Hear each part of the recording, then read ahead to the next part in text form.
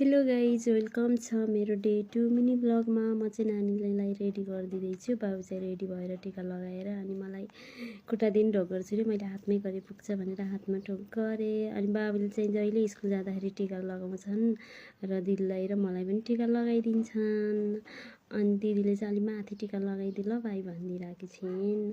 अनि दिदीले चाहिँ मलाई चाहिँ हातमा होइन मलाई चाहिँ खुट्टामै ढोक गर्नुपर्छ भनेर मक्ख हुँदै बसिरहेकी छिन्। फेरि दिदी ढोक गराएर अनि चाहिँ मलाई कपाल दिदी डिजाइनवाला बारिदिनु ल भन्दै थिइन्। मैले चाहिँ आज ढिला भइसक्यो भोलि बारिदिन्छु ल भनेर मक्ख पारिदिएँ। अनि फाइनली यिनीहरू रेडी भइसके स्कुल जानको लागि। अनि मम्मी चाहिँ पुऱ्याउनु जाँदै हुनुहुन्छ स्कुल। अनि बाबुको ब्याग बोकेर मम्मी चाहिँ जाँदै हुनुहुन्छ स्कुलतिर।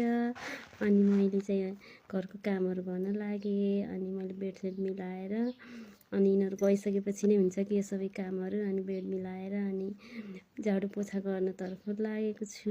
अनि म चाहिँ अलि ढिला नै उठ्छु। मम्मी हुनुहुन्छ नि त अहिले, त्यही भएर म ढिला नै उठ्छु।